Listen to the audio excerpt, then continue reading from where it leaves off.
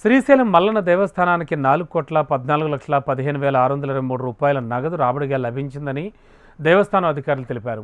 శ్రీశైలం మల్లన్న ఆలయంలో ఉభయ ఆలయాల హుండీ లెక్కింపు నిర్వహించారు. శ్రీ బ్రహ్మరాంబ, మల్లికార్జున స్వామి అమ్మవార్ల ఉభయ ఆలయాలు, పరివార దేవాలయాల్లో ఏర్పాటు చేసిన హుండీల్లో భక్తులు సమర్పించిన కానుకలను లెక్కింపు చేపట్టారు. 26 రోజులుగా భక్తులు సమర్పించిన కానుకలను చంద్రవతి కళ్యాణ మండపాల్లో లెక్కించారు. భక్తులు సమర్పించిన కానుకల్లో నగదుతో పాటు 322 గ్రాముల 300 మిల్లీగ్రాముల బంగారం, అలాగే 8 కేజీల వెండి, 8 కేజీల 500 గ్రాముల వెండి లభించగా నగదు, బంగారంతో పాటు విదేశీ కరెన్సీ నోట్లను అధికారులు గుర్తించారు.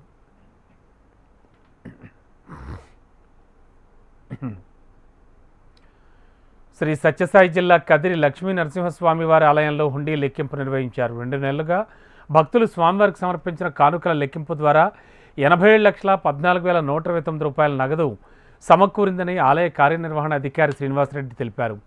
కదిరి కెనరా బ్యాంక్ సిబ్బందితో కలిసి హుండీ లెక్కింపు నిర్వహించారు. నగదుతో పాటు 57 గ్రాముల బంగారం, 352 గ్రాముల వెండి కానుకగా వచ్చిందని తెలిపారు. ఇండియన్ కరెన్సీతో పాటు విదేశీ కరెన్సీ యూఎస్ఏ డాలర్లు 606, యునైటెడ్ అరబ్ 300 దీనార్లు, కెనడా రూపీస్ 20, కువైట్, నేపాల్కు చెందిన కరెన్సీ నోట్లు హుండీ కానుకల్లో గుర్తించామన్నారు.